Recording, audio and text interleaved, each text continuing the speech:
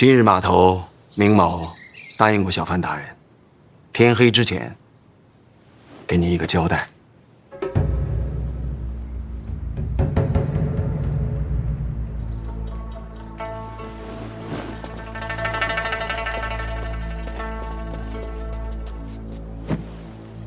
大人，此人正是那个利欲熏心、私发悬赏令的凶犯。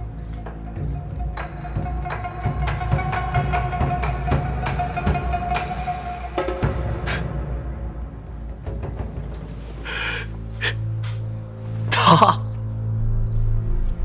凶犯？哎，这不是你刚从堂弟变成了亲弟弟吗？动机呢？利欲熏心？八成是投名状吧。大人南下，动了别人的利益，他可能就是一个马前卒。动了明家的利益？明下哪配呀？大人，三大房隶属皇室，我们明家也就是一个帮忙当差的。所谓的公防器械、人员主事，都是由转运司监管。即便是那些商贾买卖，真正的银钱，也都是要上交长公主殿下的。说句难听的，我们明家就是被养的看门的狗，牵狗的链子放在谁的手里，对于我们都一样。您说是不是？狗也会咬人，野狗才咬人，看门狗讲究的就是忠诚。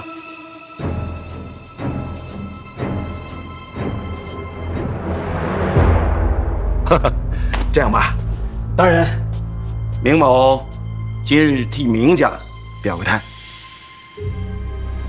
大人奉旨南下，名正言顺，明家当全力促成大人收复三大房。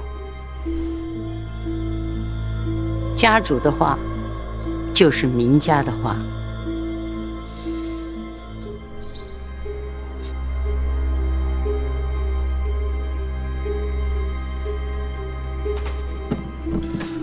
好，好，好，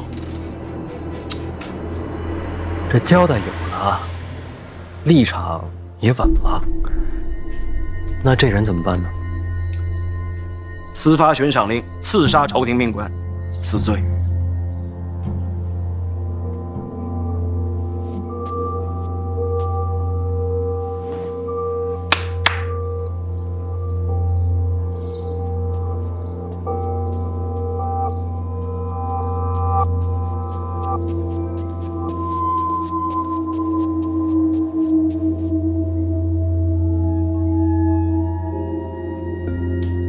小范大人，明家绝不徇私，就请大人对凶犯明正典刑。你们好歹让孩子先下去啊，这都看着呢。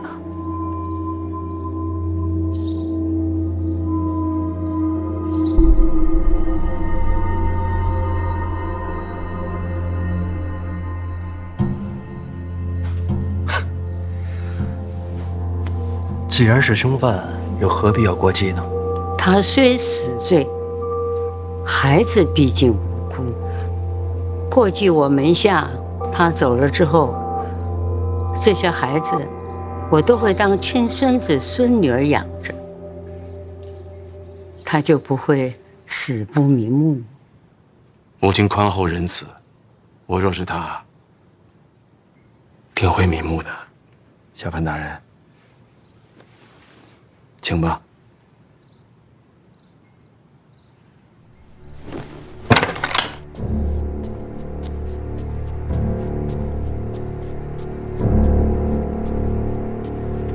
这是凶手，正是。利欲熏心，不错，你认罪了？认罪？认罪可就死了。请大人成全。我偏不成全，死不死的查清楚再说。这人我带回府衙，仔细调查。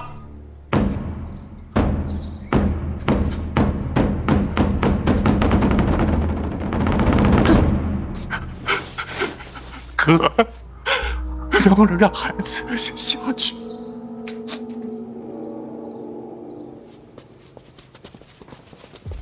你安心投案，配合彻查，别担心家里，孩子们我替你照顾，绝无意外。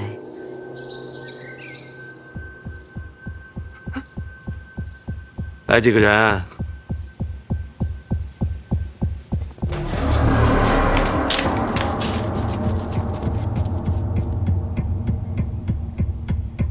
押送府衙。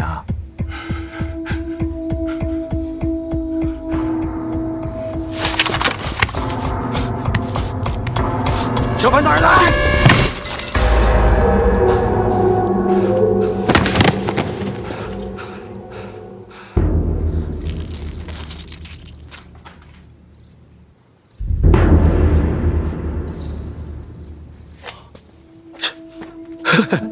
原来是畏罪自尽呐！大人，你没事吧？没有溅到您身上血吧？血都让你挡着了，我见什么呀？啊？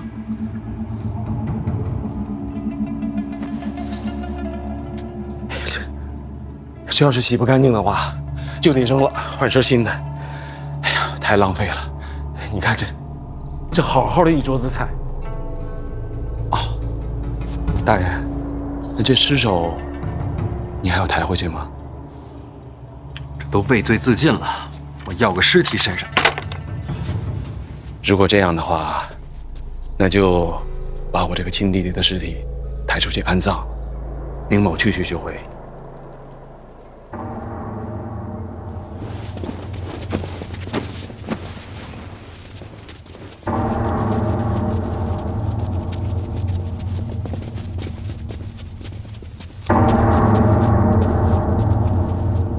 范大人，大人筹银送灾民回家，叫人钦佩。此等善举，民家绝不能落于人后。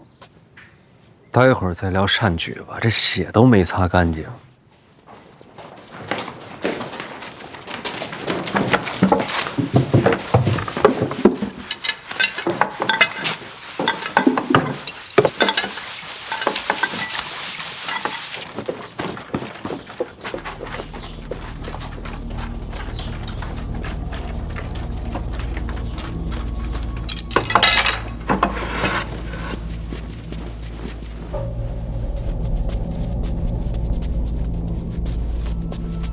诸位乡亲，该说的也都说了。明家行善，刻不容缓。大家都干了吧，干了吧。家主，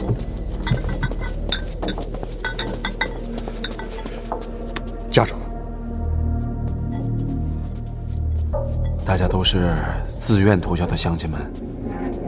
是，怎么很多人看起来那么面熟啊？都是为了咱们闵家。好，老伯，快请坐，快请坐。辛苦了。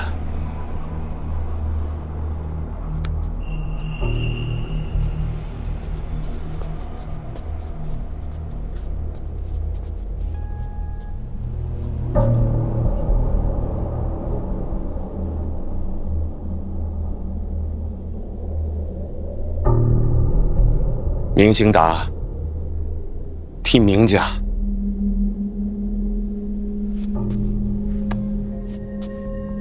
谢过诸位父老乡亲。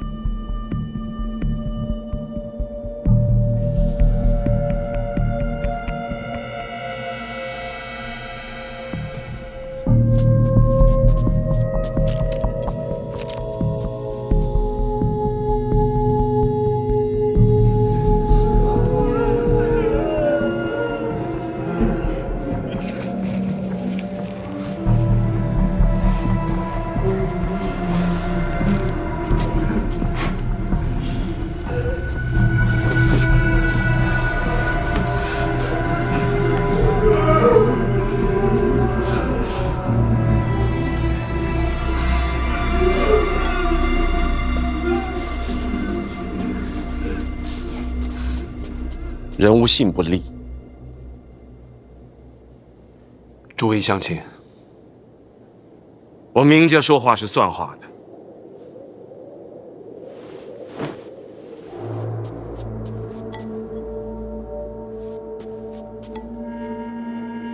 这碗酒之后，你们的家人就是明家的家人，别的不敢说，只要明家还在，管保他们衣食无忧。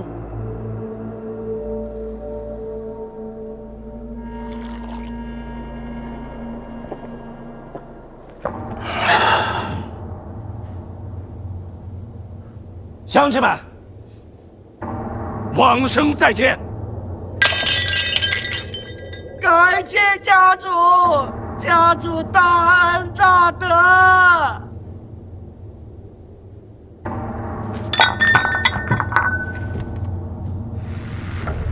你要说的话很多，但吉时已到。诸位，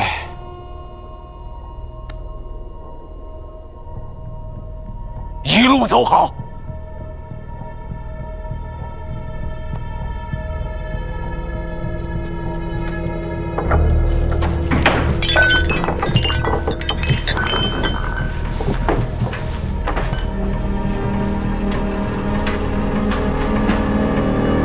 小范大人觉着干净了吧？事儿办得驾轻就熟，家里没少死人吧？大家族，生的多，死的也多，习惯了。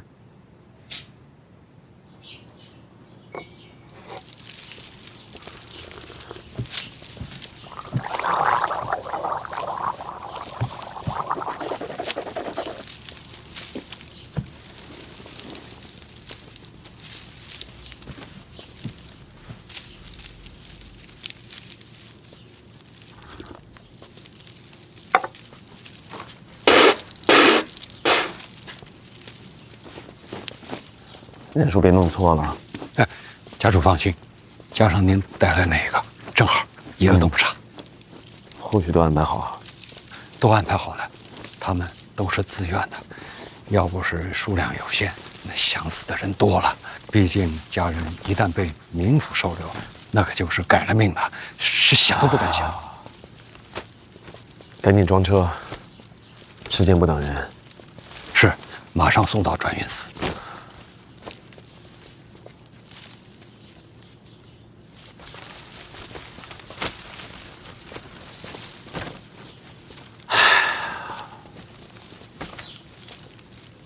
作孽呀！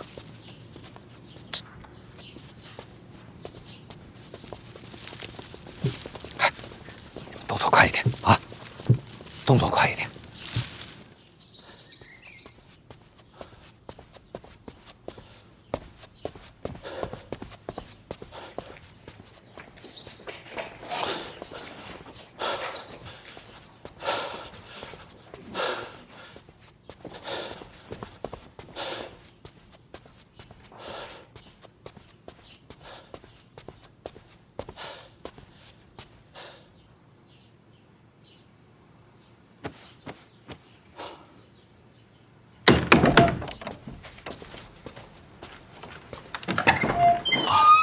谢先生，您找我？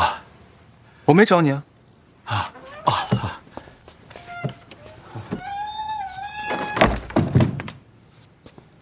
哈哈，谢先生啊，这个屋啊，要多开窗，勤通风啊！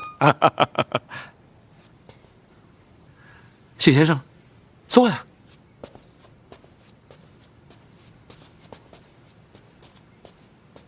请。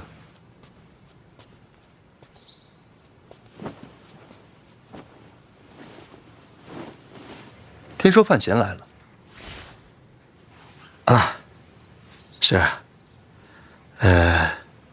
老太君的意思，非要给他一个交代，说是悬赏令一事如不早日解决，我明家就会有灭门之祸呀。谢先生，不瞒你说，我已经劝过他了。名义上我是家主，可毕竟人微言轻啊，什么事儿都是家母说了算。令堂这话其实也没错。谢先生此言差矣啊，为人处事当光明磊落，岂能手鼠两端呢？我明家既然已经投效了长公主和二殿下，就不能再与范闲多来往。我们是要避嫌的。明家主心里记得这道理就好。时刻未报。先生放心，明家对范闲只是虚与委蛇。以我刚烈的性子，就算是把我们明家斩尽杀绝，我也不会给他好脸子看。倒也不用过于担心，我也给你透个底，2天之后就是范闲的死期。2天？此话何解？长公主登门访客，已然事成。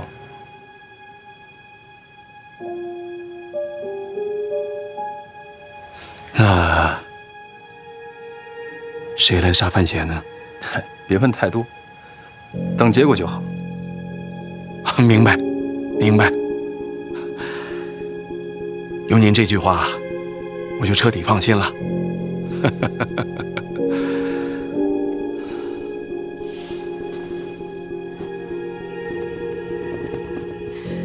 这明家家主实在是太不用心了。那边刚刚死人，范大人肯定倒胃口，在这儿还是比较亲近些。大人筹银，行善积德，明家尽管困难，也愿捐银20万两，共襄盛举。哦，这江南第一大家也有困难？不瞒大人，明家受长公主所托，代理3大坊货品售卖，常年亏空。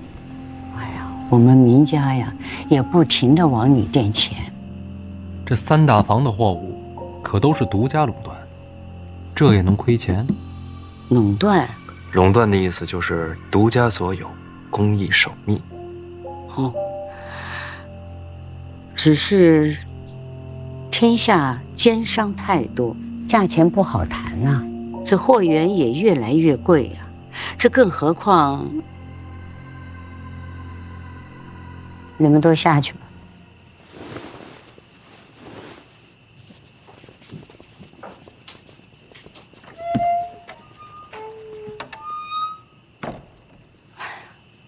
这何况银钱入库，都得在长公主那儿过一手，所以这内库亏空，也是在所难免。老太君的意思是，长公主在其中谋取私利？这话老身可没说哟。明白，你什么都没说，我自己意会。哎呀，幸好大人来了，3大坊终于有了希望。我还以为你们会帮着李仁瑞拦我一手，会吗？大人怎么这么说呢？3大坊又不是我们明家的，在谁手里，其实对我们都一样。大人江南之行，最怕夜长梦多。明日我就让清达带大人走一趟转运司，尽快交接。3大坊顺理成章归于大人门下之后，就再无隐忧。说说看，你们想要什么？3大坊在江南，总要有人代理吧？大人，您觉着呢？有意思啊！这生意做的年年赔钱，你们还抢着想接着做？为国效力，岂会在乎个人得失？明家能有今日，绝非侥幸。仰仗国运昌隆，也仰仗大人鸿福。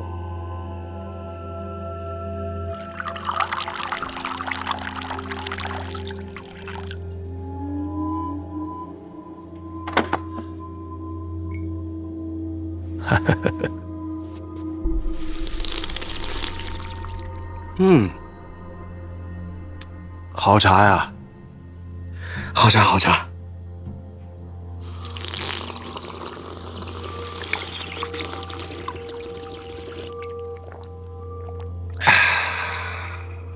你怎么还不走？范闲不会等急了？啊？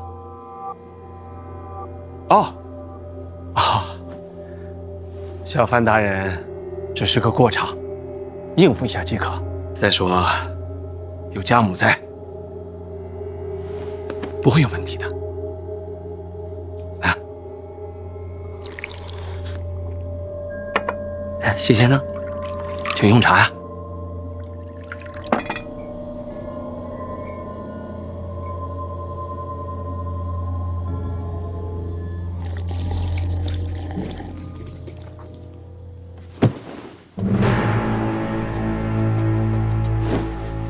这怎么回事？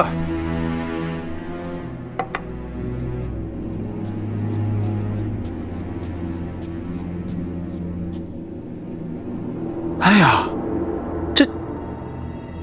这是怎么了？天都被烧红了，你没看见吗？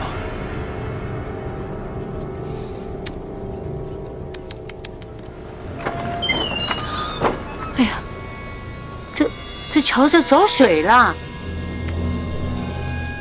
小范大人，小范大人，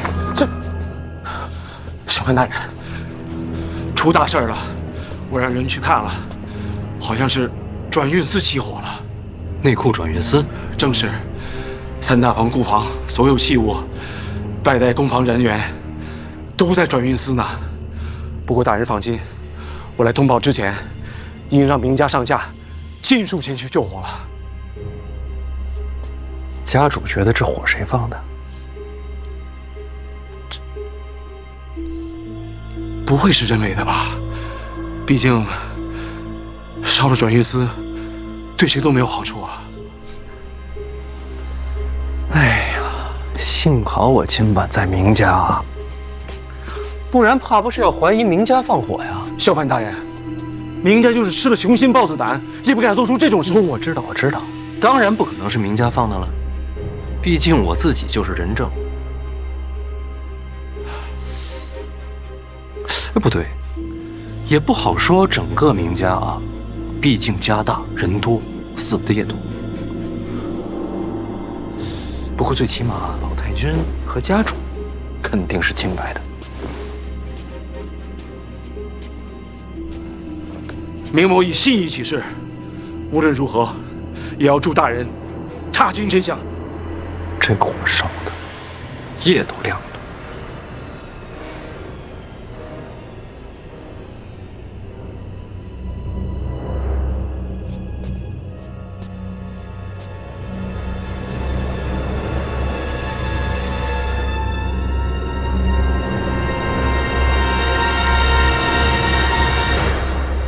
你说抱月楼不再是青楼了，老师以后开着它还图什么？老师想的比我们远。老师也没说这些女子该如何安排啊？没说，应该是想拿下三大房之后再说吧。昨晚那场火，听说了吧？转运司烧成一片废墟，三大房没了。早不烧晚不烧，偏偏老师来了江南再烧，三大房没了，内库就撑不下去了，这也太巧了。我就不相信，能有这么巧的活。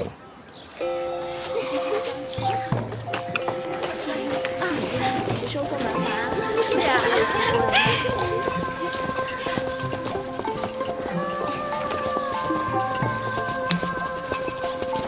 哎，还有，那圆梦在江南下落已然查明，接下来不抓吗？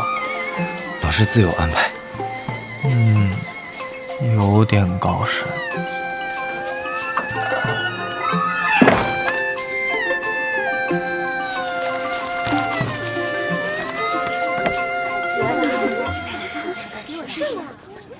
大人，我回来了啊！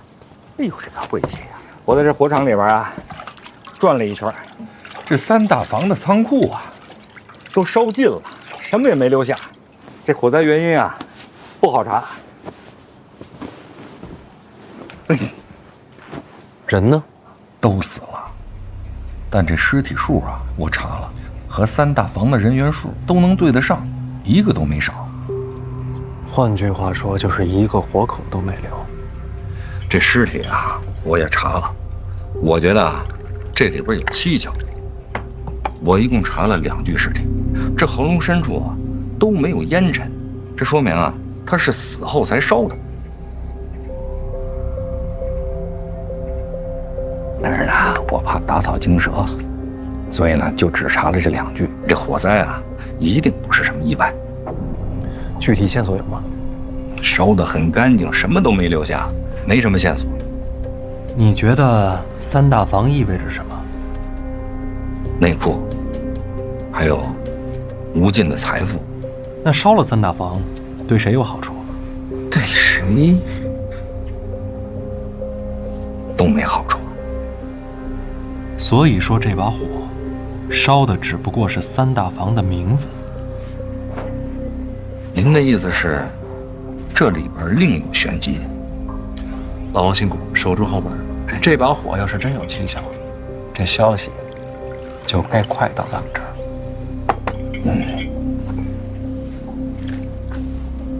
我这就去。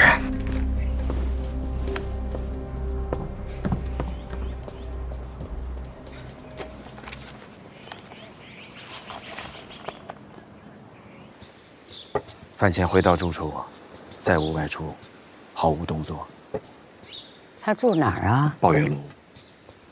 就是京都的青楼。对，京都青楼的江南分号。孩儿从来都没有去过，只是道听途说。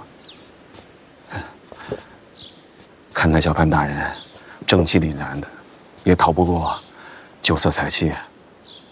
我还以为他会大张旗鼓地查这场火呢。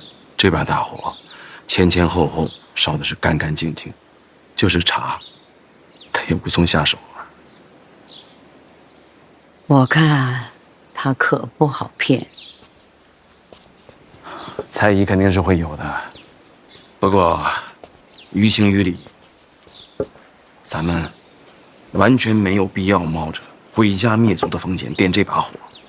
没有动机，自然就不会怀疑到明家。这不可能，这要是被查到，全族的脑袋都得掉光。那明家也不是傻子呀，师兄。怎么就不可能？才能通神啊，殿下！可这跟点火有什么关系吗，师兄？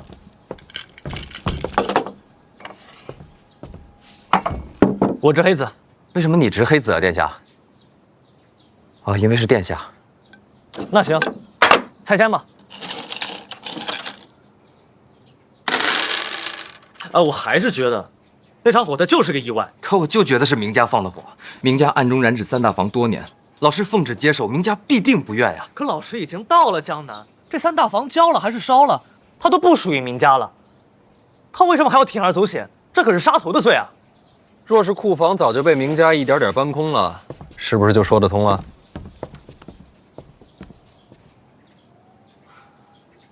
老师，我明白了。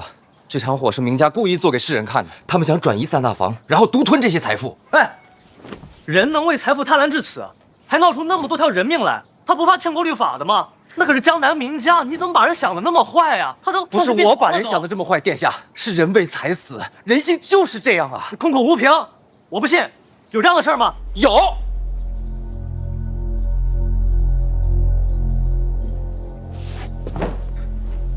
殿下有所不知。我就是这样，我的家石家镇就是这么被烧没的。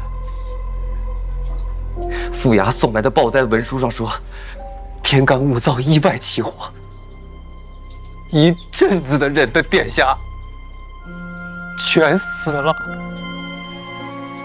他们不会跑吗？然而他们就用意外草草结案了。我不相信。您觉得呢？您觉得是意外，还是人为？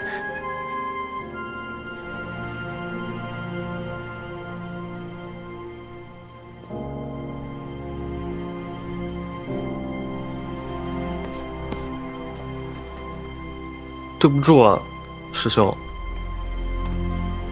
我不知道，抱歉，戳到你痛处了。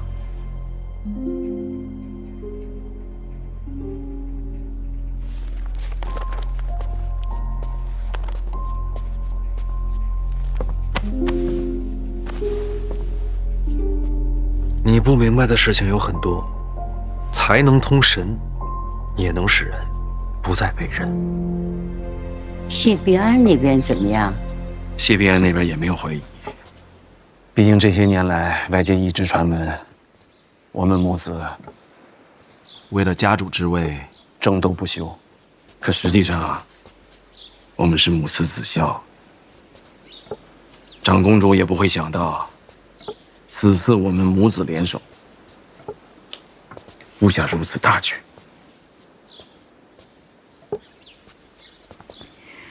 火场可别出纰漏。您放心吧，即便是查，也会把真凶引向李云瑞那边。毕竟啊，大人物的争斗，有谁会把我们这些商贾之流真正放在心上呢？人人都说，千里之堤，毁于蚁穴。可又有谁真正的会去看那些蚂蚁呢？再过几日，调度大船，都已经准备好了。可这几日风声太紧，不敢妄动。等一切都结束了，范闲回京，我就调度大船，把库房和工人运出海。小心人祸。买通了2个主事的，他们以为这个大局是李云瑞安排的。工人也都很听话，等一切出了海，就尘埃落定了。哼，看来你是越来越不需要我了，自己全都安排好了。都是母亲教的好，哪有孩儿半点功劳？哎呦，我这腿呀，越来越拐不了弯儿了。哎，看来我就是个废人了。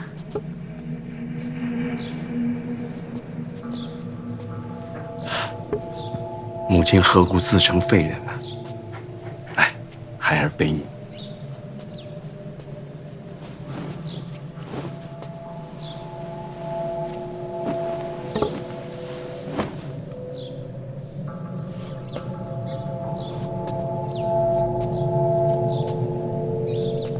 你这家主越当越稳了。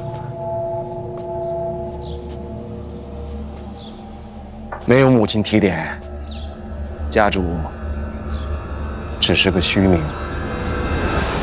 你们觉得江南最大的麻烦是什么？宁家不算。长公主和二殿下，其实也不算。还能是谁啊？有的时候麻烦可以不是指一个人，而是人性。江南这么多年啊，明家一家独大，其余商贾再无起色。明家是富了，但是各县穷困潦倒的却越来越多。所以应该换掉明家呀。换谁都一样，过几年又是新的明家。我这次南下，听的一句话，没了明家也有别家。3大房就是个聚宝盆，谁守着它，谁就是下一个名家。所以说，3大房姓甚名谁并不重要，重要的是它的本质。什么本质？3大房里边有天下最赚钱的工艺传承，这我知道。玻璃、制糖、织棉、香水，多了去了，样样都是不传之秘。我想放出去。什么放着？3大房所有不传之秘，我都放出去。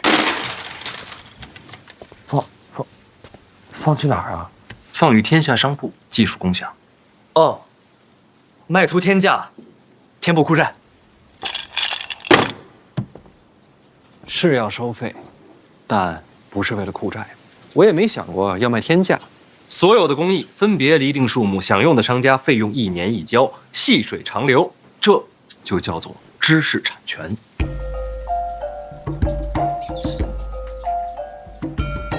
可这么一来，内库所有独占的秘密就都没有了。可这样一来，天下众生就有了希望。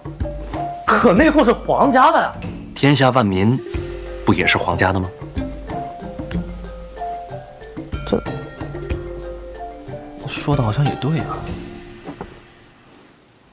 我选知识产权这条路呢，就是觉得真正的财富不该是一家一户，也不是什么皇家商铺，而是天下共尽，藏富于民。这条路若是走成了，或许能让那些不被重视的性命多少有些分量。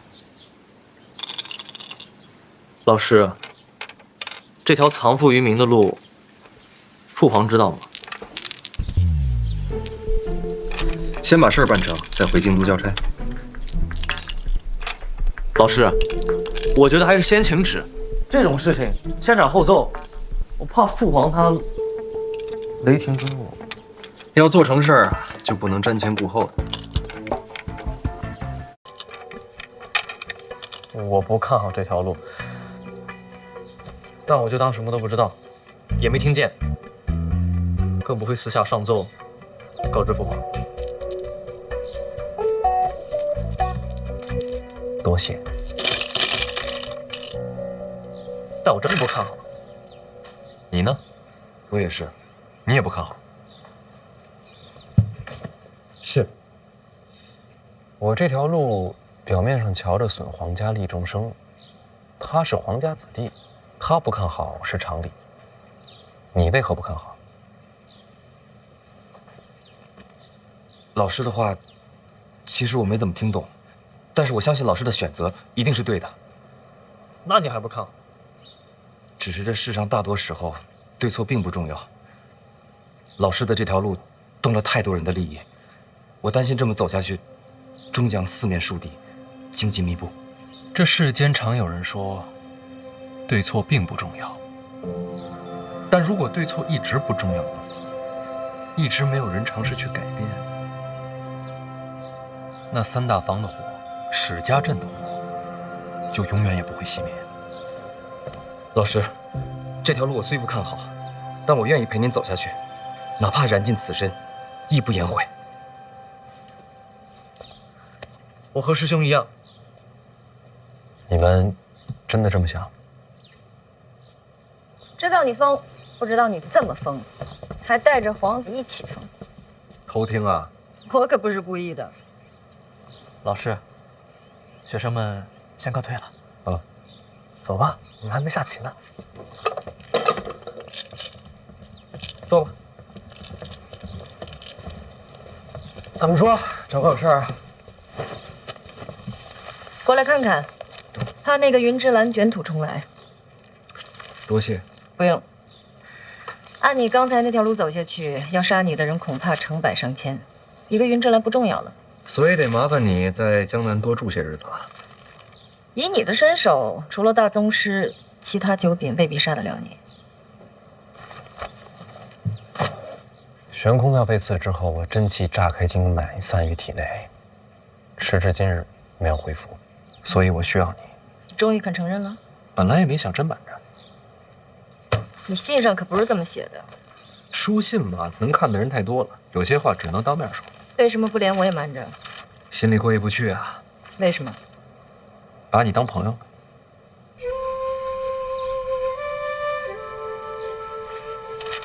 你我一共才见过几面？你别说，人跟人啊，有时候就这么奇妙。有的人认识一辈子，不过点头之交；有的人只见一面就能托付生死。这话你听了别觉得矫情。我这辈子遇到不少人，可能当朋友的寥寥无几，你算是一个。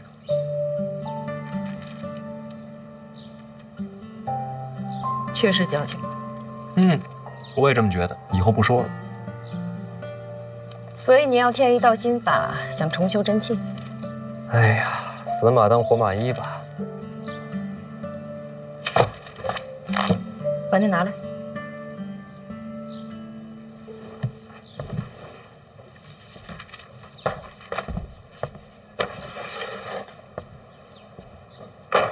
你要干什么？磨磨。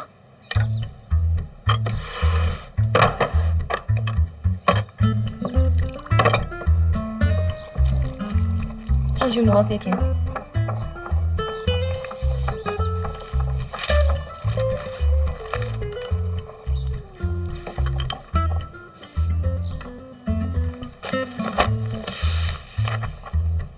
你改了什么？师傅做了点手脚，这心法是假的啊？也不全是假的，大部分都是真的，只是动了几处。那我要是照着这个动了手脚的练，会怎么样？也能重修真气，但是到不了9品，搞不好变个白痴什么的。这么歹毒！这苦荷不是说这是我娘给他的吗？对呀，物归原主，他还动手脚。毕竟你是庆国重臣，理解理解。别等会儿，这事儿你知道？我当然知道。那你也不提醒我？信任是相互的，你不坦诚，我怎么敢交心？你猜到我真气出问题了？你跟我写信要心法，傻子都能猜到，你肯定是遇见了意外。如果你跟我隐瞒实情，那练成了白痴也是你自找的。这么狠心吗？以你我的身份，朋友2字何其沉重。那你把这个改回来，苦荷那边怎么交代？不用交代，徒在外，生命有所不受。多谢，世上还是好人多。真矫情。笔给我，干嘛？给你画幅画。什么画？之前给你那本《霸道真气》，少给你几幅画，硬练啊，容易七窍流血。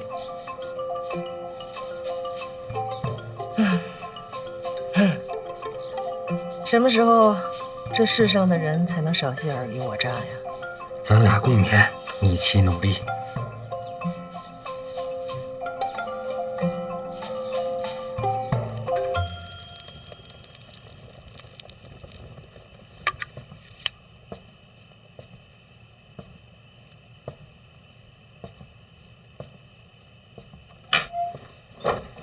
大人，您看看谁来了？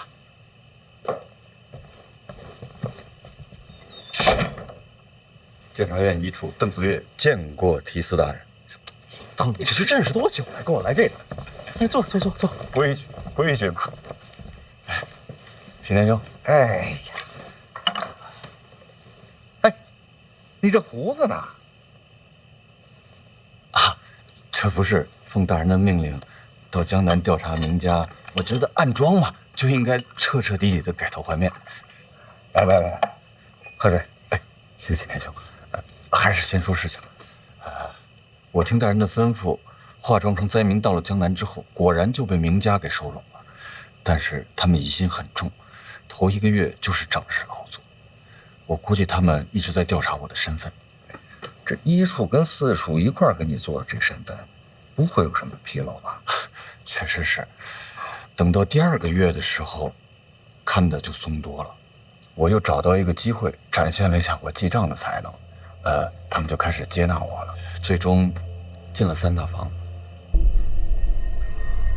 所以说，这3大房他还在？当然呀，大人，名家一早就把3大房仓库以及里面的主事和匠人全都秘密迁到了城外。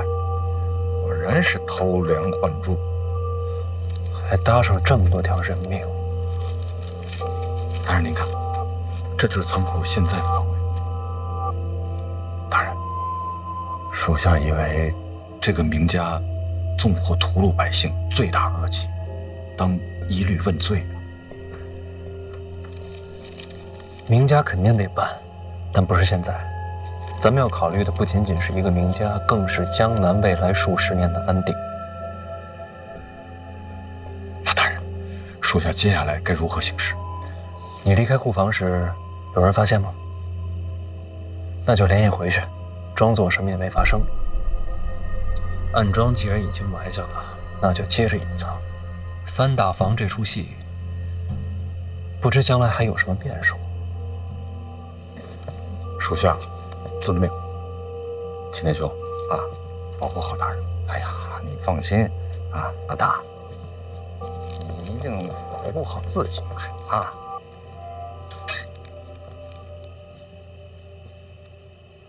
走吧，留步，留步，哎。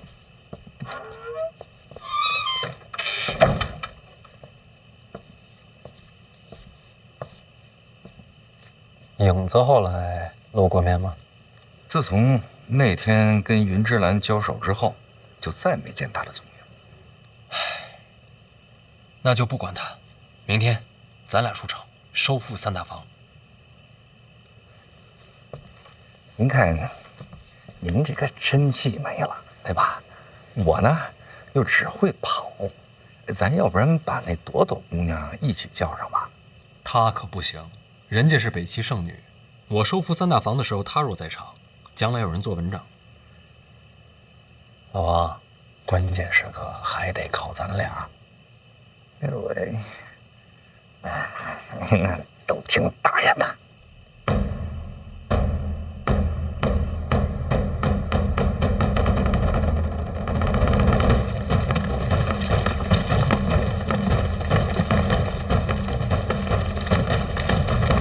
范闲驾马出城，刚刚送来的消息，出城之后前行的方向正是如今三大房库房所在。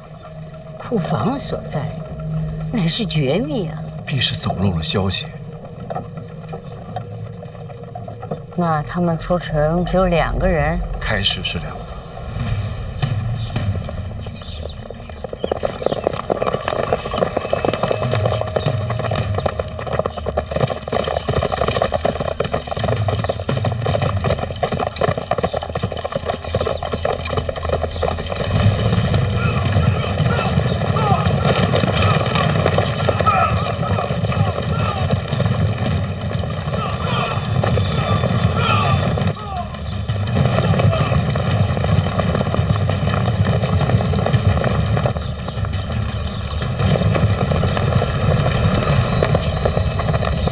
还有骑兵，是监察院的直属黑旗。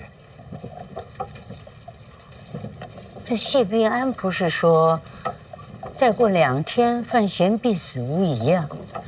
这2天已经到了。云芝兰都做不到，还有谁能杀得了范闲？云芝兰又不是大宗师，大宗师要出手了，否则怎么会需要李云瑞亲自去请呢？4大宗师出手的，不知道是哪一位。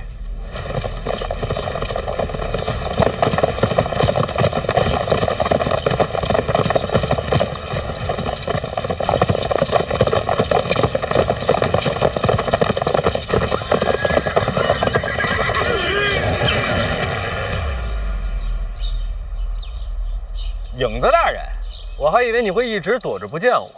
咱俩的事儿回头再说，现在马上回城。现在可不能回城啊！这眼瞅着就拿下三大房了。叶流云正直剑向苏州城一路行来。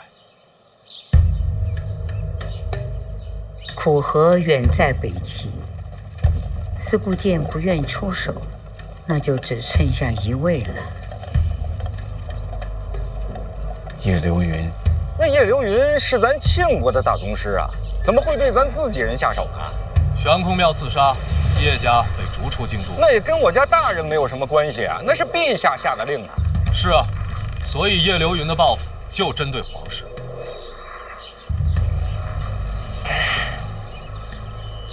大人，要不然咱回城去？这叶流云他不会在闹市之中出手，对吧？再不行啊，咱就乘船离开这江南。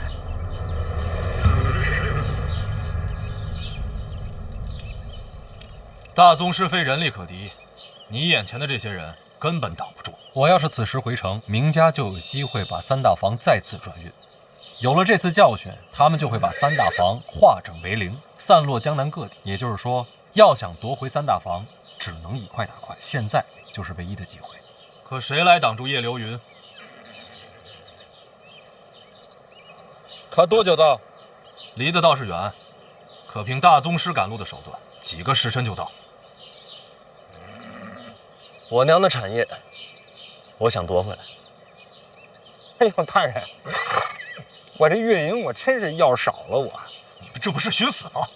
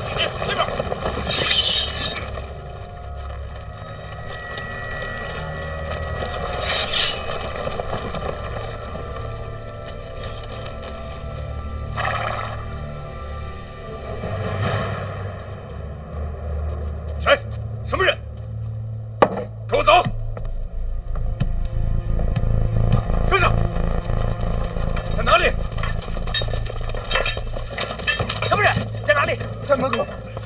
怎么回事？走！快点！别这样，快！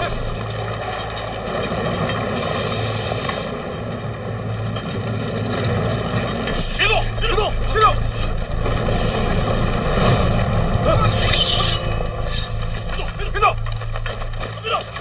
别动！坐下别动，坐下别动，放下放下放下。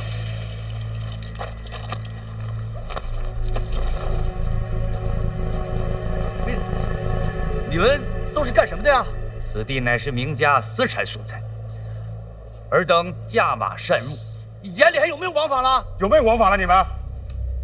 你刚才说什么？我没太听清楚。这是哪儿？我跟你说的很清楚，这是名家的产业。老王，内库转运司罪案。内库转运司三大房甲房主事萧敬是你啊？是我。这是从庆国元年至今你的所有罪行。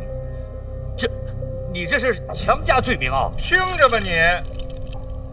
庆国2年3月，萧敬瞒铜山矿难吃死人饷5年，合计13700两。庆国4年7月9日，萧敬行贿苏州主簿，以贱价购得良田700亩。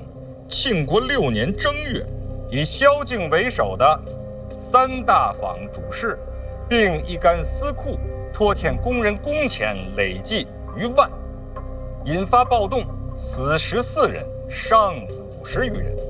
你这知想行贿或还可商议，致人亡命，就真是罪无可恕了。依庆律，当斩。你无凭无据，怎能定罪你？这是供词和证据，自己看看。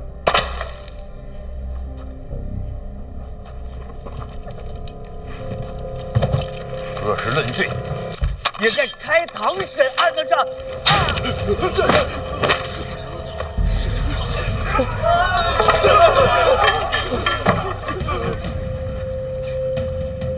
监察院提司本就有论罪行刑之责，人证物证俱在，依法斩杀，无需再审。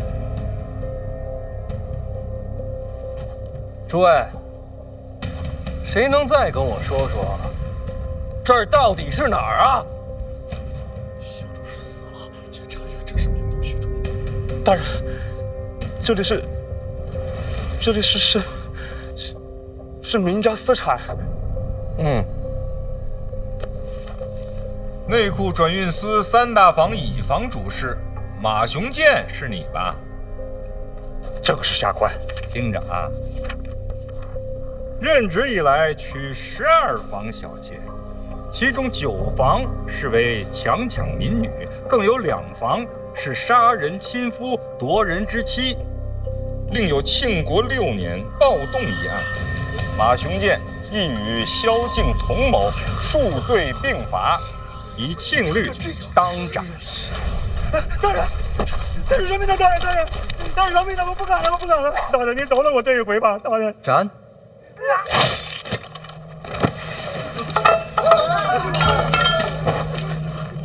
你们都给我听清楚了，我人刚到江南，不代表我什么都不知道。天下有什么事儿能瞒得住监察院呢？这儿还有一位姓胡的主簿在哪儿呢？这。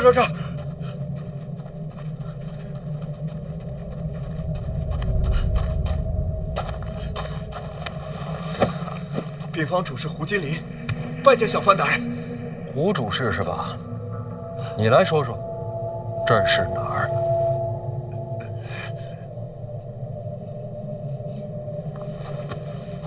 问你话呢。回大人，此地便是内库3大房库房，转运司所有物件暂存此处。哦，原来这就是3大房啊！这就是3大房。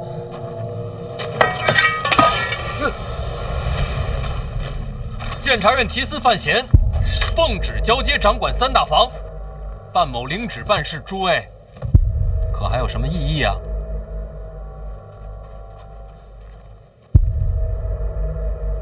你有异议吗？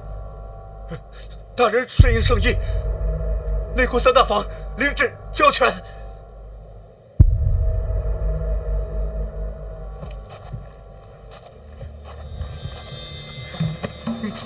你应该庆幸自己手上没有人命。三大房内可有专门冶炼铁器的器械？有，集中在一个库房。起身带路。好，都给我闪开！闪开！闪开！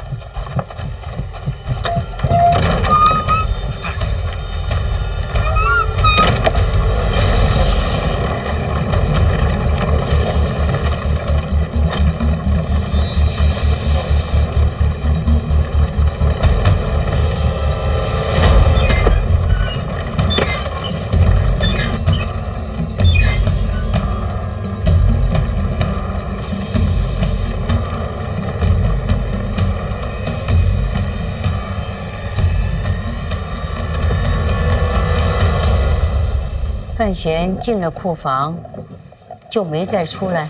是，门关着，但是可以听到里边有金铁交击，炉火点燃，但是就不明白他在里边做什么。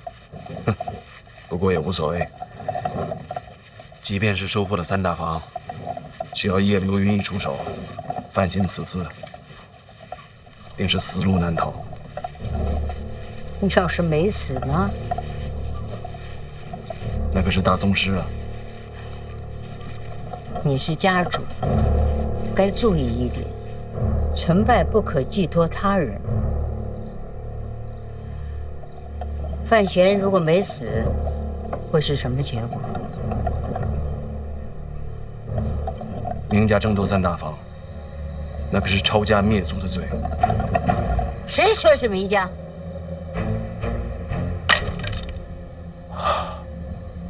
对，明家也是被骗的，有个别族人心存祸心，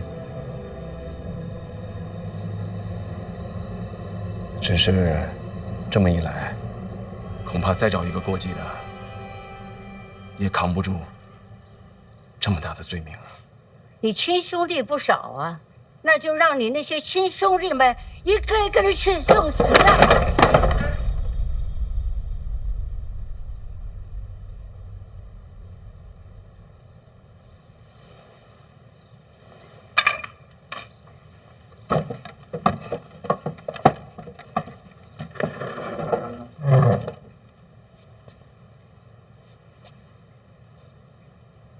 某些息怒，我那几个亲兄弟，别说一个一个去死，就是一起死，也是您说了算。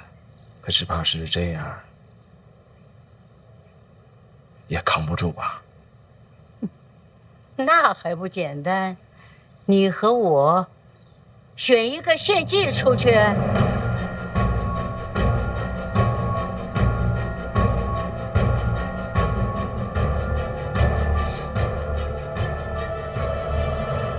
自然是我。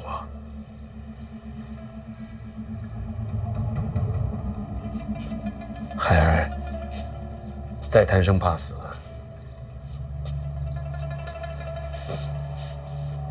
那我也是个人呢，怎么能把自己慈悲宽厚的母亲送出去献祭呢？好儿子，还不到选择的时候，要看看范闲能不能活下来。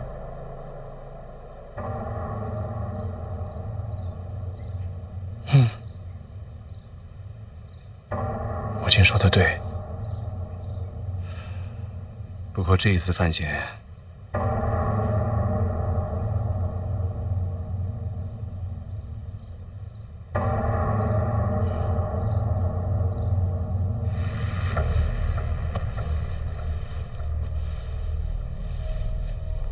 怕是死路一条了。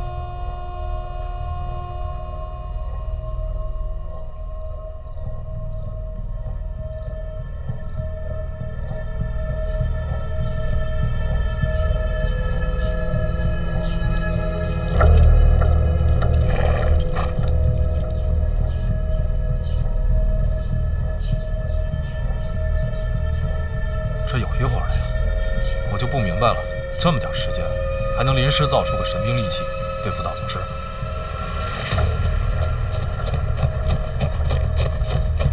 大人，黑旗听令，守住三大房，没有我的命令，谁也不许进来。叶流云来了，你还等不及了，快到了，我去迎迎他。大人，大人，我还是第一次见迎着大宗师去的。我家大人一向与众不同，这还夸呢？疯了吧？偶尔疯一次，也挺过瘾的。大人，等我！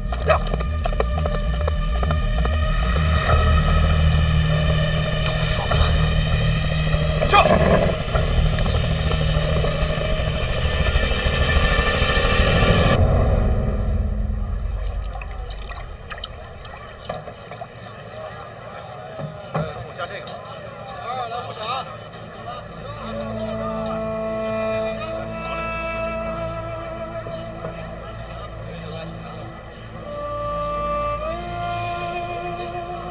子大人，你也跟过来啊？这种热闹还是要凑一下。你俩要是实在不知道说什么，咱们可以不说话。紧张，总得说点什么。大人，我上个茅房去来得及吗？应该是来不及了。怎么？哎，怎么了？这是？叶流云来了。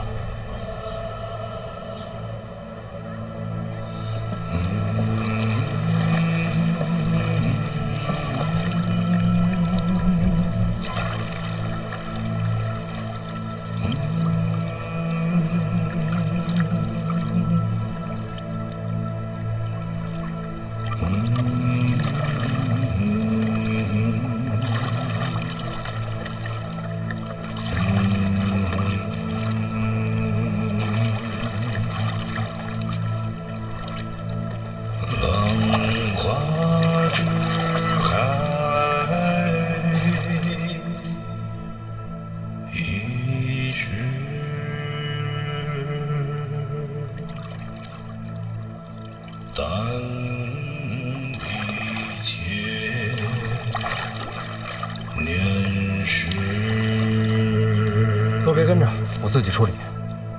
一个人去，不要命。也好，你死了，我收尸。收什么尸啊？这要是真死了，死无全尸。大人，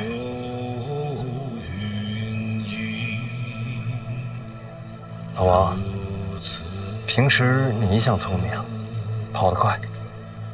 一会儿真要有什么事儿，千万别犯傻。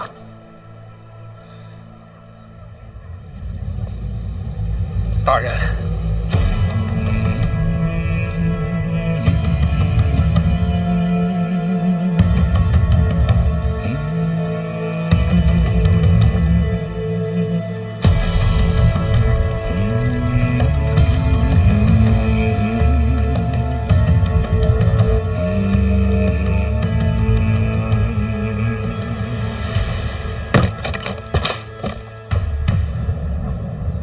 什么意思啊？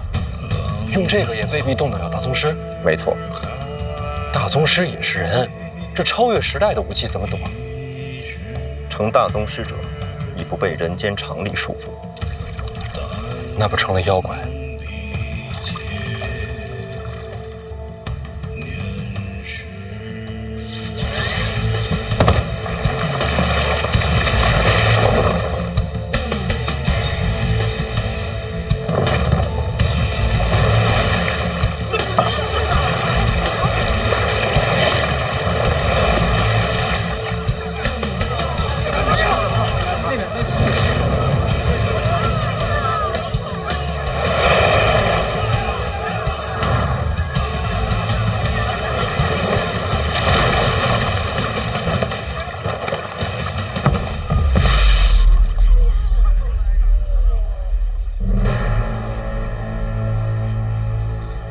范闲。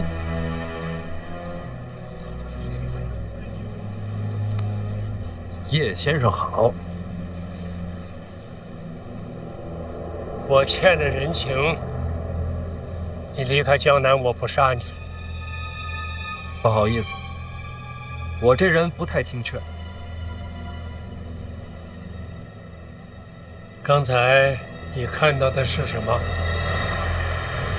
神兵利器。怎么不用啊？我想了想，觉得用不上。怎么讲？因为您不会杀我。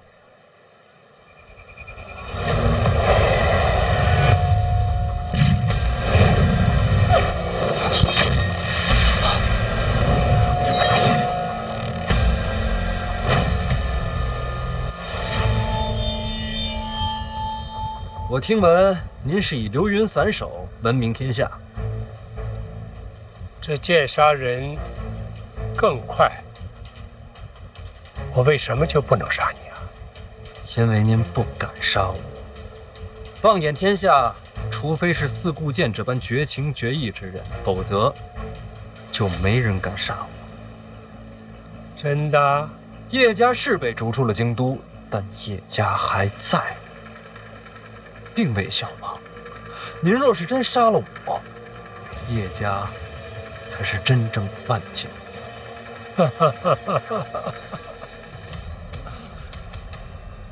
这就是你的底气。先生是天上的流云，潇洒之气，但这么多年终归留了条线在人间。有线在人间，那便还是人。既然是人，终究有情。浪花只开一时，但比千年时，并无甚不同。先生亦是如此。谁告诉你我在乎叶家？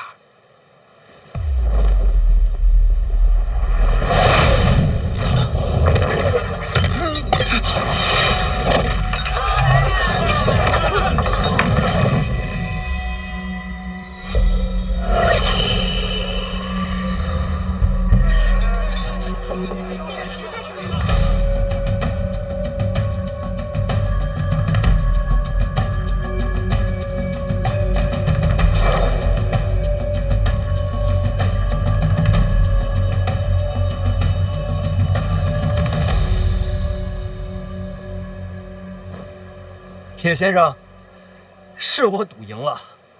您是大宗师，但依旧是人。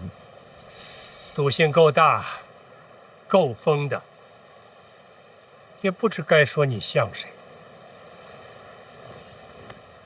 多谢叶先生，仅此一次，下不为例。晚辈是想谢谢先生，让我知道，大宗师也可以依旧是人。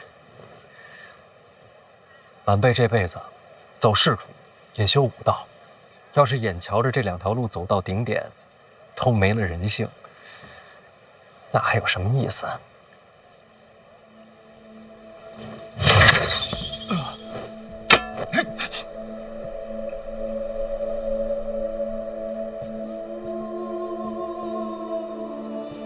你跟你娘还真是不一样，这么矫情。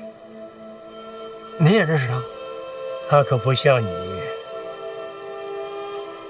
聪明，但也别太聪明。什么意思？我是人，并不代表其他大宗师还认为自己是人。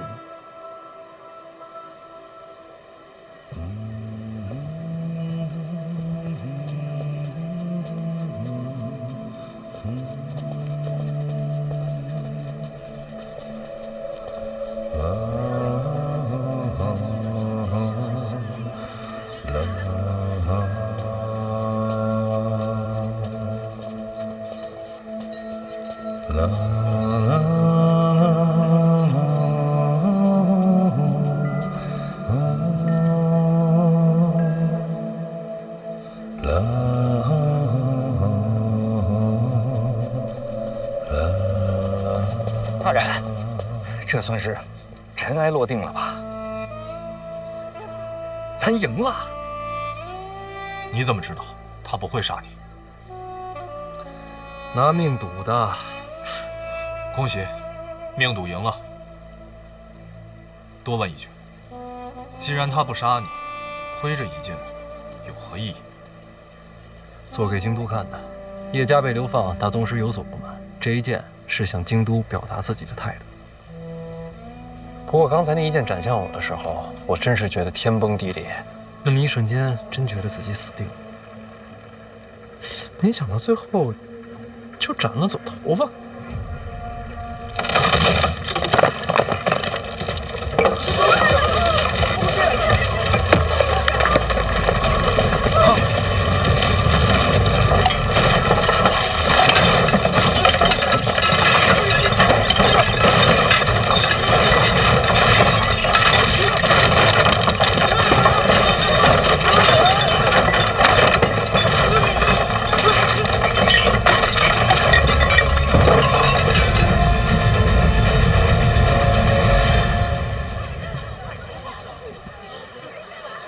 一剑斩楼，这就是大宗师的手段。大宗师真不是人，听着怎么像骂人呢？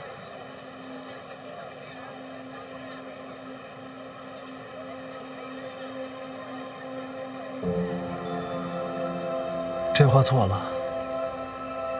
其实他们依旧是人。哎，你说咱们会有这么一天吗？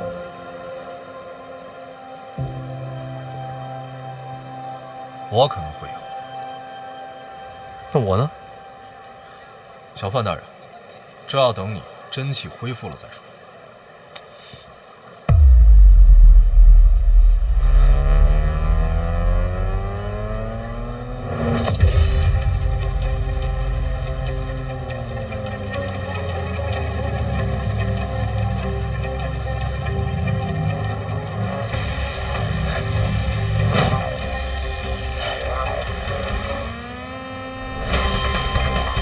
我回来了。